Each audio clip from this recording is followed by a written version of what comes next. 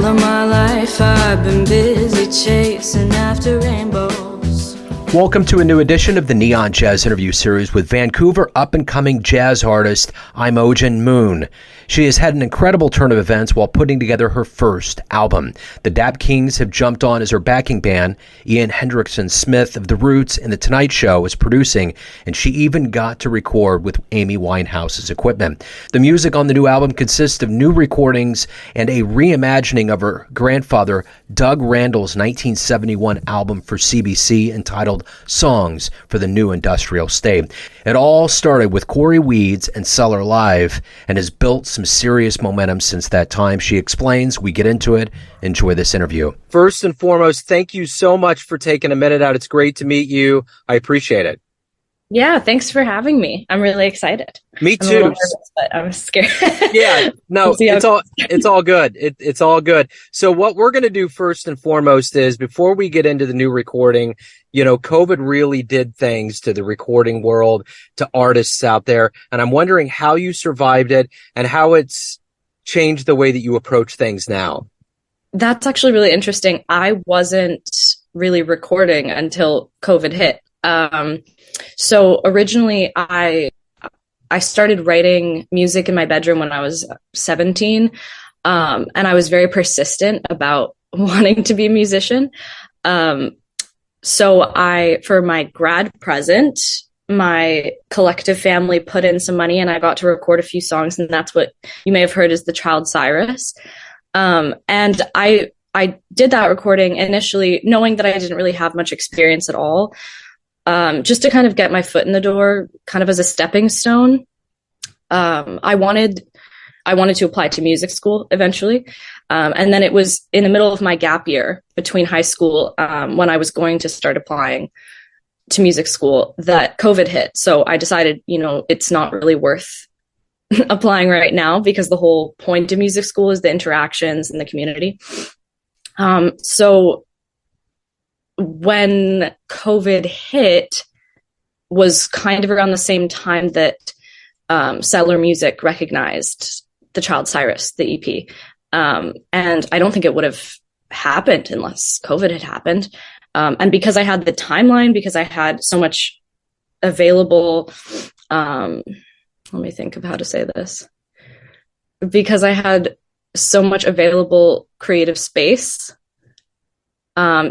that's definitely what made this album happen. It's strange. It was really unfortunate, and at the same time was kind of the sole reason that I'm here now. And I think there's a level of serendipity that has gone into this time that's been a part of this process, is that people have had latitude to either take a breath or figure out where they wanted to go, or actually develop what was already kind of in development to begin with. So that's no surprise at all. But you really got quite a lineup of people around you for when they start rebelling. So I would like to kind of dive into this recording first from the context. It has to feel good now that the world's waking up to have that out. But the ensemble of people you have around you is impressive. Definitely. Yeah, again, it wouldn't have been available to me if it hadn't been for Cellar Music finding that EP. I got really thrown into the deep end, like I was just kind of saying, with my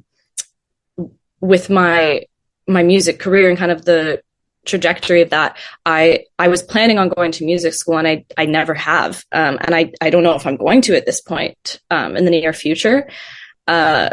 So without the experience of music school, I don't play instruments. And I really just, all I'd done was writing in my bedroom. So when I found out that I was working with the guys that I worked with, I was very shocked and very nervous. And I didn't really know how to take it. I know everyone talks about this, but I had major imposter syndrome, as I'm sure you can imagine. It was very shocking to me and really exciting. I know that my grandfather would have been just over the moon. He loved all of the work that they had done. There were so many people that they've worked with that he just looked up to, and the scene that they are surrounded by. So he would have been really excited as well. It was Corey Weeds a part of the Cellar Live group that found and vetted this? Yeah. So Corey has been a friend of, kind of like a family friend. He's friends with my mom, and he has been for a long time. They met through Ross Taggart, who sadly passed away. It's going on about 10 years now. But he was such a big part of the music industry, and he was just so respected by everyone and so loved. So yeah, Ross was basically the initial introduction from Corey Weeds to my mom, Joanne Randall. And then when Corey found out I was doing music, that's kind of how that relationship started. Yeah, Corey's so good. I was actually just listening to Day by Day in the car. He's like, anything that comes on, he just has that signature sound, and he does so much good for the world of musicians out there too. So he's the most supportive and understanding person I could have worked with in this process. The patience that he has with me for sure is something I needed. I definitely needed some patience in this process, not really knowing where I was at or how to start. He's incredible. And he's, like you said, a fantastic musician, and just has a feel to him that's very unique. Yeah, jazz definitely needs somebody like him that's not only exemplary of what he plays, but, getting people out there. I know he had his club for a while too, so there's a lot of aspects that go into him. So, I always know when Cellar Live is on the back of a disc that it's going to be really good when Corey's involved. So, he's just keeping this industry alive in Vancouver for sure. There's not a whole ton without him at this point in Vancouver. I shouldn't say that completely, but yeah, he's keeping the art form alive in a way that only a few people have the patience for. Yeah, for sure. So you have, like, the Dap Kings are involved. Ian Hendrickson Smith is involved. You got some heavy names. What are these veteran players teaching you about music at this point in your life? I would actually say the casualness, sorry. I don't know, the casual atmosphere, I would say. They just, it's a job. It's a lovely and incredible job, and they care about it more than anything, and it is their job. I think sorry, is this sound too loud out there? There's someone mowing a lawn or something. No, you're good. That's the beauty of Zoom, is that I think there's optics in there that just kind of suck everything out and just focus on the voice. Okay. So we're good. Great. Yeah. Okay. So just the day-to-day experience in the studio was really remarkable. Just watching them perform at their jobs. It was really interesting, and it was really intriguing as well, because it's something that you wouldn't expect watching these guys doing what they do to be a relatable experience, but it definitely is. I think, we all have had tough days in the office, and that's kind of how they see it. I remember specifically, when I was still in communication with Ian, and obviously, like you said, he's such a heavy hitter, like he's so established. And when we were trying to connect and just kind of going through the motions, going through the process of starting the arrangements, he'd be doing the late night show with Jimmy Fallon, and I'd be working at a taco restaurant. I was at the time. And I would, I'd get home from work and I'd say, "You must have had a hard day." He's like, "Well, you must have had a hard day." And I was like, "Yeah, I have. Thank you. Thank you for recognizing that." He was very humble about that experience. And same thing with all the guys. Like they totally they gave me a lot of respect that I didn't really anticipate. Not because of who they are, but just because of how much I look up to them. It's okay. You don't need to go to music school. It's okay. I know your day was hard. It's okay.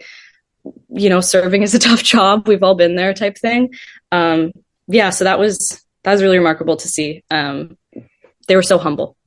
Yeah. And I've interviewed Ian, and it's funny when you get that high up the food chain, there definitely is a level of them being humble and grounded. You don't expect it, but they're just people, and they recognize that. Exactly. And I don't think you could get to a point that these people are at without staying humble and being respectful, right? Because you're going to get pushed out as soon as you as soon as you start treating people as lesser, and they honestly really are, they show a lot of equal respect and kindness. Yeah, for sure. So how did this music journey start for you? How did you get into it? And who were some early influences for you? Early influences were honestly Amy Winehouse, I would say, as number one. Amy Winehouse and Frank Ocean, I always say, are kind of the two artists that I could just listen to forever. That's why it was so unbelievable that I was working with her band, or at least members of her band. I mean, my music journey, it started, it was a really confusing process. I just, like I said, I didn't expect getting to this point this fast. And there's areas of a musician's experience that I'm still very much missing. I think it's going to come with time, but it's like taking a job without going to university. That's exactly what it is. It's I'm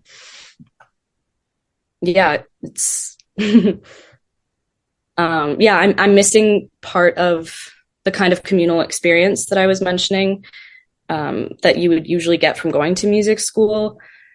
So I'm just kind of trying to find my place in the music world right now. But the way that it started, I was a dancer when I was, let me back up. I was dancing from the age of like 2, and I only left dance in 2017.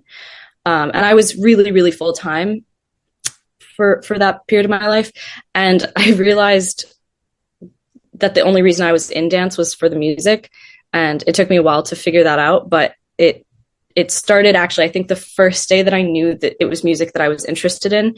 I was in a dance class, and I had this teacher that was very harsh, but a great, great, great teacher. Her name was Leslie Telford. And she was teaching our class, and the piano player didn't show up that day. And she said, does anyone want to put on their music instead? We'll have a fun class kind of thing. But as long as you guys can focus. And everyone kind of said like, yeah, Imogen, put your music on. So I played my playlist, and it isn't one I'd listen to anymore, but it was what it was at the time. And halfway through class, she kind of stopped everyone and said, okay, you guys, I know the piano player isn't here. I know we're listening to fun pop music. I know that it's a different day today, but you're not focusing at all. You just need to learn how to stay grounded, to stay focused in your art form, even when you can tend to be distracted. And then she stopped and said, except for you, Imogen, I've never seen you work this hard ever. So I realized it just completely had to do with my love for music. And not that the piano player wasn't fantastic as well, but it just wasn't my genre. And when it was the music that I knew I loved, I just lit up. And that's kind of what changed. That's wonderful. So what was the first live show that you ever saw that really blew you away? Live show that I ever saw? Yeah. I mean, this wouldn't be the first one, but the first thing that comes to mind is Smino. I wasn't expecting for it to be my favorite show that I've seen in a lifetime, but he's kind of an alternative rapper, if you don't know who Smino is. And most of his music is produced a little bit heavier in the recording studio. But when I saw his live show, I think it was 2017, everything was live. And so he had a full band, and it had just like this jazz feel to it. And I just felt the expression of music in a whole different way. And it just made me realize how much of a spectrum music can be, and how much of a spectrum every artist can be on. I think that's what like really made me excited about the music world, I would say. So how do you spell, what was his name again? Smino, Smino. Smino. Okay. All right, cool. Yeah. Really Yeah. good. Yeah. I'm going to get, Sorry? no, you're good. I'm going to get into it. I've never heard of him, and that's very interesting. And I think that's the thing that's so good. that I've even noticed about this pandemic is that a lot of even the jazz world got more elements of electronica and mixing genres in and kind of experimenting in ways that weren't happening before. But I think jazz has, in this modern day and era, has moved into elements of, hip hop and funk and things like that. Like, for instance, we had the NFL draft here in Kansas City and Thundercat was going to play. We had some freak like weather phenomenon that stopped it for a while, but he ended up going back on. But I'd never really listened to him, and he's just really good at mixing up all those genres and making it a great blend, a great tasty blend. So it's great. There's a lot going on out there. Definitely. Yeah. Same thing with Lil Yachty's new album. I was not expecting that from him. Yeah, that was really interesting to see. It's really exciting. I think it kind of calms my energy knowing that there's so much experimenting happening and that I can keep experimenting and I don't have to stick to one thing. I also really saw that with Jacob Collier. I don't know if it's Collier or Collier, but I think it's Collier. We'll see. Anyways, right, yeah. I saw that with him when I first started listening to him around COVID as well, and I realized that he has his folk album, he has an R&B album, he has a pop album, and I was so interested in that work because it's not something that we've seen a whole ton until recently. Yeah, it's an artist that doesn't stick to a specific brand, that looks everywhere for inspiration and makes every sort of music. Yeah, it's a really exciting thing to see. So in your career at this point, what was the moment, whether it was on stage or otherwise, where you were like, I'm here, this is my destiny, this is what I need to do? I think it was when Ian Hendrickson Smith sent me the recordings with his sax. I mean, I felt like a singer kind of, but it's a weird experience because I think being a singer, when you hear yourself back, it can sound like karaoke, because you're always singing. So, yeah, when I first, whenever I hear my voice, I have a little bit of insecurity about it. Actually, I'm going to say a lot of insecurity about it. And it's a tough thing to do, is to listen to yourself. And I guess, yeah, I always kind of myself as a karaoke singer until Ian sent back the recordings with the horn sections. And then it just came together so much. It was just a whole new song. Everything changed then. So yeah, I would kind of dedicate my confidence in this album to Ian for sure. So yeah. What in this process of doing live shows, recording music, promoting, all of the elements that go into being a musician, what do you like the best about this process? What is it that motivates you the most? I just want to stay in the studio. I love the recording process and I love the experimental aspect behind it. I would always prefer to sit in my room and improv than to, make a big splash with something that I'm not still sure about. I just really like, playing with the music and testing the music and finding new ways to look at it, I guess. Yeah. So I would say my favorite parts are when I'm in my bedroom and it's 4 a.m. and I think of a song and I wake up and write it. Or when I'm in communication with someone like Ian and he just brings so much inspiration to the process. I think just the creative, the times where we mess up the most are my favorite parts. So for the sake of this being a jazz show, more jazz centric, I'm curious, who have been some real inspirational jazz musicians that have fueled the way that you approach the way that you are finding your voice? I mean, there's a ton of people that have inspired me in the process. I would probably honestly say my mom, as cheesy as that might sound, but she really, I didn't understand how similar our voices were until, listening back to this completed album and listening to her completed album, which isn't released but will be soon. I heard so many similarities in just our tones and the way that we looked at music. I don't know. It's tough. I tend to not really, this might be kind of controversial to say, but I tend to not really specifically look up to people. I tend to not look up to someone as a person. I would look up to someone as an artist, but not necessarily, I don't necessarily agree with a lot of the concept of fame, if that makes sense. Yeah, sure.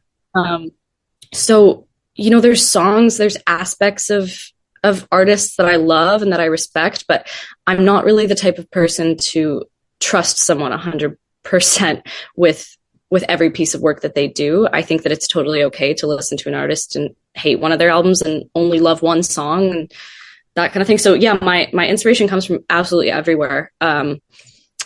I definitely I think I tend to find inspiration more so from underdogs a little bit. I got really into finding like ridiculously underground music when I was about 16. And just doing that through SoundCloud, like finding the artists that had 5 plays, but you could feel how much energy and attention these songs were getting. Yeah. I think that was what inspired me a bit more so even than the most impressively talented people of the past few generations. I think I got more excited when I heard people that were in their new and beginning eras of being a musician. Sure. No, I get that. I totally get that. There's a level of them that's not touched by the idea of fame. I think when a lot of musicians do get to that point, there's a lot that can handle it, but there's a lot that do totally get altered by the process. So yeah, absolutely. That is definitely part of it. I think more so I don't agree with the trust that goes into some celebrities. I'm sounding like I have major trust issues, but no, I think it's a very unnatural and confusing human experience to have trust and love on a personal level for someone that you've never met. Yeah. It's, kind of similar to how I see people idealizing politicians. It's, it's become kind of a religious experience to look up to a celebrity to that extent and to just put dedicate your time, dedicate your life, dedicate your love to that person. It's very new and it's very confusing to me. So yeah, I guess as distrusting as I sound with that, I just have more of a tendency to find inspiration in snippets rather than from one major person, if that makes sense. Yeah, it does. No, and I think that's an evolved notion. I think I totally understand what you're saying. And I think there is definitely a problem more in this country than anywhere else where the whole idea of idolatry translates into something where we don't know these people, but we treat them as though we do. And it can be very dangerous. And I think it's led to a lot of the things that have been a part of both cancel culture and this like notion of ripping people down to see if they can rise like a phoenix. And it's very twisted and strange. I mean, it's just at the end of the day, that's the reason why people like Ian and other people are very grounded, because they know at the end of the day, unwaveringly, why they do what they do. And they do it because it's something that is art and they feel it and that's it. And all of the other things that get layered into it, especially Ian seeing all of the things that he sees on a nightly basis, he's more closely aligned to it than probably a lot of people. Absolutely. Yeah. I mean, Ian's seen it so firsthand what the industry can do when it's not, when people aren't treated like people. Yeah. I think I guess what I'll like leave that point with as well is that with my kind of viewpoints on fame, I think they come from the fact of, I don't think I would ever deserve to be famous, not because of imposter syndrome, not because I don't think I'm talented or anything like that, just because I don't think anyone should look up to me if they don't know me. I think that you should find, like I said, snippets of the good in people and snippets of of inspiration in people, but I don't think that I should be someone that anyone looks up to just as a concept or like as an entire being. I think someone should, if they do find inspiration in me, that's incredible, but it should be in snippets, not in an idealized version of me or a fake version of me, if that makes sense. It does. And that's a perfect lead into this question, which is everyone has a perception of you, family, friends, fans, but ultimately you live your life. What's your perception of you? Who do you think you are? I think I'm kind. I think I'm an extremist for sure. Maybe extremist isn't the right word, but I think everything that I do is on one end of an extreme spectrum. For example, I'm either very, I've noticed patterns of ego and patterns of complete insecurity. It's kind of hard for me to find middle grounds in things. So that's just something I'm learning. I think that I'm hectic. I think that I'm kind of an anxious person, as you can maybe tell. But I think that I have a really good heart, and I know that I'm only going to fight for what I know is a good cause. I'm definitely honest. And as an artist, I think I'm very relaxed, as kind of opposing as that sounds to the rest of my character. But I would rather always take things as they come as an artist and see what happens. Absolutely. So let's get to the good business here. Where can people pick up the new recording? Anything related to your world as far as news, live shows, past projects? Where is the one stop that people can go to? Well, my name is Imogen Moon on Spotify. It's IMOGENMOON, and I guess on Apple Music as well. Yeah, I don't have any shows that I know of yet. I've only performed twice so far. So we'll just see how that goes. I'm, shortlisted for a few things, so we'll see how that goes. But for now, yeah, just stream the song, and it's on pretty much every platform. You can listen to the old EP if you want. It's very emo, but yeah, anyone can go ahead and listen to that. That was a very high school experience, first love type sadness and that kind of thing. But yeah, I'm still happy with it. I'm excited to start writing again after this project is released. Yeah, because like I was saying, it's my grandpa's original writing. So yeah, I'm excited to get back into my personal work and my personal experiences. Excellent. Imogen, thank you so much for taking time out. Best of luck with the project. I really appreciate your time today. Thank you. I appreciate it so much. Thanks for having me. Thanks for listening and tuning in to another Neon Jazz interview, where we give you a bit of insight into the finest singers and players in Vancouver, Kansas City, and spots all over the world, giving fans all that jazz. And thanks to Imogen for her time, music, and energy. If you want to hear more interviews, you can find Neon Jazz interviews at either Apple Podcasts or Spotify. Subscribe to us at YouTube, and for everything Neon Jazz, go to the neonjazz.blogspot.com. Until next time, enjoy the jazz, my friends.